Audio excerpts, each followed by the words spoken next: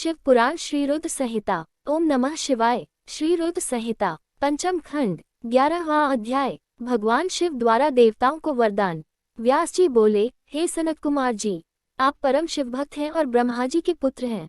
आप मुझे अब यह बताए कि जब त्रिपुर नष्ट हो गए तब देवताओं ने क्या किया, मैं कहाँ चला गया, इन बातों के बारे में सविस्तार मुझे बताए।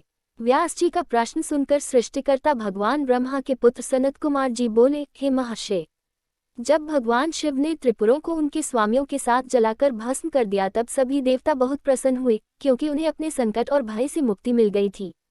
परंतु जब सब देवताओं ने त्रिलोकीनाथ भगवान शिव की ओर देखा तो अत्यंत भयभीत हो गए। उस समय भगवान शिव ने रौद्र रूप धारण कर रखा था। वे करोड़ों सूर्यों के तेज के समान प्रकाशित हो रहे थे। उनके दिव्य तेज से सारी दिशाएं आलोकित हो रही थीं। भगवान के इस रौद्र और प्रलयंकारी रूप को देखकर कोई भी उनसे कुछ कहने का साहस नहीं जुटा पाया। सब नतमस्तक खड़े हो गए। यहाँ तक कि श्रीहरि और ब्रह्मा जी भी शिवजी के इस रूप को देखकर आतंकित हो गए थे। कोई भी भगवान शिव के सम्मुख मुंह नहीं खोल पाया। देवसेना को इस प्रकार भयग्रस्त देखकर ऋषियों ने हाथ जोड़कर भगवान शिव को प्रणाम किया। ब्रह्मा जी, श्रीहरि, विष्णु, देवराज इंद्र सहित सभी देवता और ऋषि मुनि भक्तवत्सल कल्याणकारी भगवान शिव की स्तुति करने लगे। इस प्रकार सबको अपनी स्तुति में मग्न देखकर भगवान शिव का क्रोध शांत हो गया और वे पहले की भांति अपने सरल सौम्य रूप में आ गए और बोले, हे ब्रह्मा जी, हे विष्णु और सभी देवताओं, मैं तुम्हारी स्तुति से बहुत प्रसन्न हूँ। तुम अपनी इच्छानुसार वर मांगो, मैं तुम्हारी इच्छाओं को अवश्य ही पूरा करूँगा। भगवान शिव के इन वचनों को सुनकर देवता बहुत प्रसन्न हुए और बोले, हे देवाधिदेव करुणानिधान भगवान शिव, यदि आप हम पर प्रसन्न हैं और हमें कोई वर प्रदान करना चाहते हैं तो प्रभु हमें यह वर दीजिए कि जब जब हम पर कोई भी संकट आएगा आप हमारी सहायता करेंगे। जब ब्रह्मा जी, श्रीहरि, विष्णु जी और देवताओं ने भगवान शिव से यह प्रार्थना की तब शिवजी ने प्रसन्नतापूर्वक कहा, तथास्तु, अर्थात ऐसा ही होगा। ऐसा कहकर भगवान शिव ने देवताओं के अभीष्ट फल को उन्हें प्रदान कर दिया। 12वां अध्याय। वर पाकर मैं दानव का वितल लोक जाना। व्यास जी ने पूछा, हे महाबुद्धिमान सनत कुमार जी, जब ब्रह्मा, श्रीहरि, विष्णु एवं सभी देवताओं ने भगवान शिव की स्तुति की तब वे प्रसन्न हुए और उन्होंने देवताओं को विपत्ति के समय उनकी सहायता करने का वचन दिया। उसी समय भगवान शिव को प्रसन्न देखकर मैं नामक दानव, जो कि त्रिपुर की अग्नि में भस्म होने से बच गया था, उनके सामने आकर हाथ जोड़कर खड़ा हो गया। तत्पश्चात मैंने निर्मल स्वच्छ हृदय से करुणानिधान भगवान शिव की स्तुति करनी आरंभ कर दी। उसने भगवान शिव के चरण पकड़ लिए। मैंने भगवान शिव से कहा, हे करुणानिधान भक्तवत्सल भगवान शिव, मैं आपकी शरण में आया हूँ, अतएव आप मेरी रक्षा कीजिए। इस प्रकार मैंने प्रभु की बहुत स्तुति की। उसकी ऐसी भक्तिमय स्तुति को देखकर भगवान शिव प्रसन्न हो गए और बोले, ही दानवश्रेष्ठ, मैं तुम अपनी परेशानियां भूल जाओ और अपने कष्टों का त्याग कर दो। मैं तुम पर प्रसन्न हूँ। तुम्हारी जो इच्छा हो मांग लो, मैं तुम्हारी इच्छा अवश्य पूर्ण करूँगा। भगवान शिव के ये वचन सुनकर मैं दानव की सभी चिंताएं दूर हो गई और उसके चेहरे पर जो भय था वह भी दूर हो गया। तब वह बोला, हे देवाधिदेव, यदि आप मुझ पर प्रसन्न हैं और मुझे कुछ वरदान देना चाहते हैं तो मुझे अपनी शाश्वत भक्ति प्रदान कीजिए।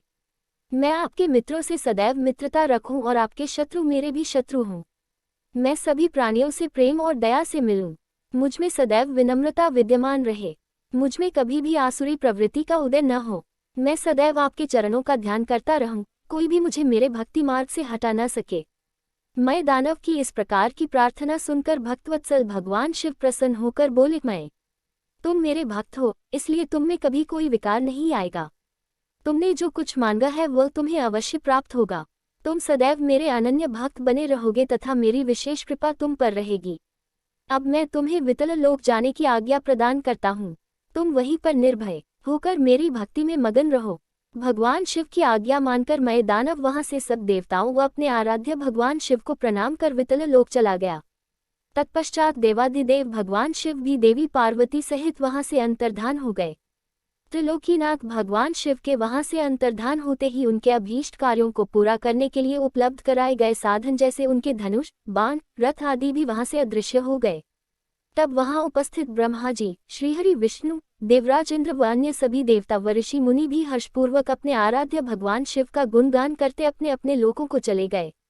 भगवान शिव के इस रुद्ररूप का स्मरण करने से शत्रुओं का विनाश होता है। महर्षि, जीव के सबसे भारी शत्रु और कोई नहीं, उसके मनोविकार ही तो हैं। इनके वशीभूत होकर जीव अपने लक्ष्य से भटककर नष्ट हो जाता है। ऐसा करके वह अपने इहलोक के साथ साथ परलोक को भी बिगाड़ता है।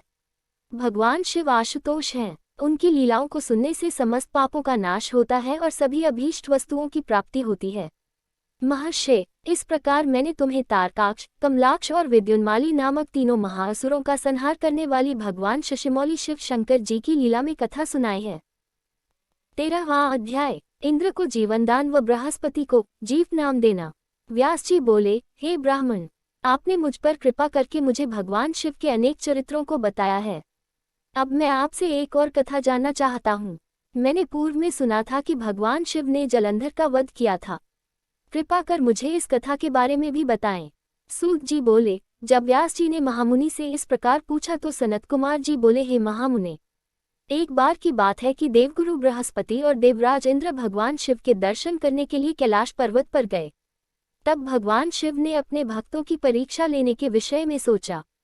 उन्होंने मार्ग में उन्हें रोक लिया। कैलाश पर्वत के रास्ते में ही वे अपना रूप बदलकर तपस्वी का वेश धारण करके बैठ गए। जैसे ही देवराज इंद्र वहां से निकले, उन्होंने तपस्वी से पूछा कि भगवान शिव अपने स्थान पर ही है या कहीं और गए हैं। यह पूछकर उन्होंने तपस्वी से उनके नाम आदि के विषय में भी जानना चाहा, परंतु तपस्वी रूप में शिवजी चुप रहे और कुछ न बोले। उन तपस्वी को इस प्रकार अपने प्रश्न के उत्तर में चुप देखकर देवराज इंद्र बहुत क्रोधित हुए। वे बोले, अरे, मैं तुमसे पूछ रहा हूँ और तू है कि उत्तर ही नहीं दे रहा है।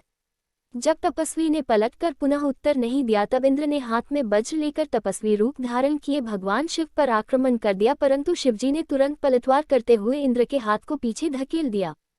तब क्रोध के कारण शिवजी का रूप प्रज्वलित हो उठा और उस तेज को देखकर ऐसा प्रतीत होता था कि यह तेज सब कुछ जलाकर भस्म कर देगा। इंद्र की भुजा को झटकने से इंद्र का क्रोध भी बढ़ गया, परंतु गुरु बृहस्पति उस तेज से भगवान शिव को पहचान गए। देवगुरु बृहस्पति ने तुरंत हाथ जोड़कर देवाधिदेव भगवान शिव को प्रणाम किया और उनकी स्तुति करने लगे। बृहस्पति जी ने देवराज इंद्र को भी शिव चरणों में झुका दिया और क्षमा याचना करने लगे। वे बोले कि हे प्रभु, अज्ञानतावश हम आपको पहचान नहीं पाए। भूलवश आपकी अवहेलना करने का अपराध देवराज इंद्र से हो गया है। हे भगवान, आप तो करुणानिधान हैं। भक्तवत्सल होने के कारण आप सदा अपने भक्तों के ही वश में रहते हैं। प्रभु, कृपा करके इंद्रदेव को क्षमा कर दीजिए। बृहस्पति जी के ऐसे वचन सुनकर त्रिलोकीनाथ भगवान शिव बोले कि मैं अपने नेत्रों की ज्वाला नहीं रोक सकता। तब बृहस्पति जी बोले कि प्रभु, आप इंद्रदेव पर दया कीजिए और अपने क्रोध की अग्नि को कहीं और स्थापित कर देवराज का अपराध क्षमा कीजिए। तब भगवान शिव बोले, हे बृहस्पति, मैं तुम्हारे चातुर्य से प्रसन्न हूँ। आज तुमने इंद्र को जीवनदान दिलाया है, इसलिए तुम्हें जीव नाम से प्रसिद्धि मिलेगी। यह कहकर उन्होंने अपने क्रोध की ज्वाला को समुद्र में फेंक दिया। तब इंद्रदेव और देवगुरु बृहस्पति ने भगवान शिव को धन्यवाद दिया और उन्हें प्रणाम करके स्वर्ग लोक चले गए। 14वां अध्याय। जलंधर की उत्पत्ति। व्यास जी बोले, सनत कुमार जी, जब भगवान शिव ने अपने क्रोध की ज्वाला समुद्र में प्रवाहित कर दी तब क्या हुआ? सनत कुमार जी बोले, हे मुने, जब भगवान शिव ने अपना क्रोध समुद्र में डाल दिया तो क्रोध की वह ज्वाला बालक का रूप लेकर जोर जोर से रोने लगी। उस बालक के रोने की आवाज से सारा संसार भयभीत हो गया। पूरा संसार उसकी आवाज से व्याकुल था। तब सभी चिंतित होकर ब्रह्मा जी की शरण में गए। तब सब देवताओं ने सादर ब्रह्मा जी को प्रणाम किया और उनकी स्तुति करने लगे। तत्पश्चात बोले, हे ब्रह्मा जी, इस समय हम सभी पर बड़ा भारी संकट आन पड़ा है। प्रभु, आप तो सब कुछ जानते ही हैं। उस बालक ने, जो समुद्र से उत्पन्न हुआ है, अपने भयंकर रुदन द्वारा पूरे संसार को आहत किया है। सभी भय से आतुर हैं। हे महायोगिन, आप उस बालक का संहार करके हमें भयमुक्त कराएं। देवताओं की इस प्रकार की प्रार्थना सुनकर ब्रह्मा जी अपने लोक से पृथ्वीलोक पर उतरकर उस समुद्र पर पहुंचे जहां वह बालक विद्यमान था। ब्रह्मा जी को अपने पास आता देखकर समुद्र ने भक्तिपूर्वक उन्हें प्रणाम किया और उस बालक को ब्रह्मा जी को सौंप दिया। तब ब्रह्मा जी ने आश्चर्यचकित होकर समुद्र देव से प्रश्न किया कि यह बालक किसका है। ब्रह्मा जी के इस प्रश्न का उत्तर देते हुए समुद्र देव बोले कि हे भगवान, यह बालक गंगा सागर की उत्पत्ति स्थल पर प्रकट हुआ है, परंतु मैं इस बालक के विषय में और कुछ नहीं जानता। इस प्रकार जब ब्रह्मा जी समुद्र से बातें कर रहे थे तब उस समय उस बालक ने ब्रह्मा जी के गले में हाथ डाल दिया और उनका गला जोर से दबा दिया, जिसकी पीड़ा स्वरूप उनकी आंखों से आंसू बहने लगे। तब ब्रह्मा जी ने यत्नपूर्वक उस बालक की पकड़ से अपने को मुक्त कराया और समुद्र से बोले कि तुम्हारे इस जातक पुत्र ने मेरे नेत्रों से जल निकाला है, अतः यह बालक जलंधर नाम से प्रसिद्ध होगा। उत्पन्न होते ही युवा हो जाने के कारण यह बालक महापराक्रमी, महाधीर जवान, महायोद्धा और रणदुर्मद होगा। यह बालक युद्ध में सदैव विजयी होगा, यहाँ तक कि यह भगवान श्रीहरि विष्णु को भी जीत लेगा। यह बालक दैत्यों का अधिपति होगा, कोई भी मनुष्य या देवता इसका चाहकर भी कुछ नहीं बिगाड़ पाएंगे। इसका संहार केवल त्रिलोकीनाथ भगवान शिव के द्वारा ही संभव है। यह कहकर ब्रह्मा जी ने असुरों के गुरु शुक्राचार्य को बुलाया और उनके हाथों से उस बालक को दैत्यों का राजा स्वीकार करते हुए उसका राज्याभिषेक कराया। तत्पश्चात ब्रह्मा जी स्वयं वहां से अंतर्धान हो गए।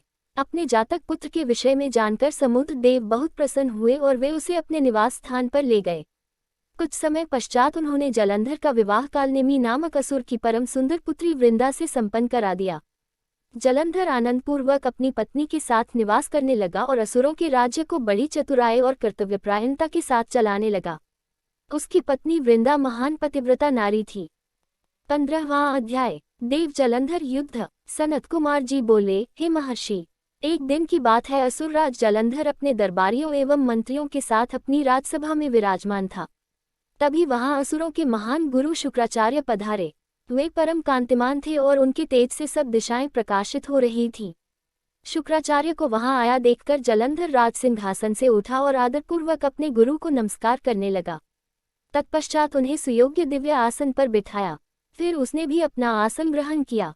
अपने गुरु की यथायोग्य सेवा करने के उपरांत जलंधर ने शुक्राचार्य से प्रश्न किया कि गुरुजी, राहु का सिर किसने काटा था?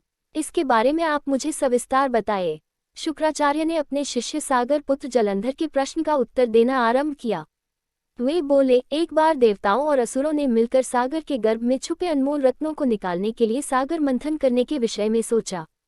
इस प्रकार दोनों असुरों व देवताओं में यह तय हुआ कि जो कुछ भी समुद्र मंथन से प्राप्त होगा उसे देवताओं और असुरों में आधा आधा बांट लिया जाएगा।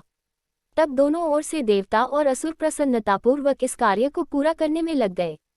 समुद्र मंथन में बहुत से बहुमूल्य रत्न आदि प्राप्त हुए, जिसे देवताओं और असुरों ने आपस में बांट लिया। परंतु जब समुद्र मंथन द्वारा अमृत का कलश निकला तो राहु ने देवता का रूप धरकर अमृत पी लिया। यह जानते ही कि लिया है, देवताओं के पक्षधर भगवान विष्णु ने राहु का सिर अपने सुदर्शन चक्र से काट दिया। राहु ने अमृत पी, यह सब उन्होंने देवराज इंद्र के बहकावे में आकर किया था। यह सुनते ही जलंधर के नेत्र क्रोध से लाल हो गए। उसने घसमर नामक राक्षस का स्मरण किया, जो पल भर में ही वहां उपस्थित हो गया।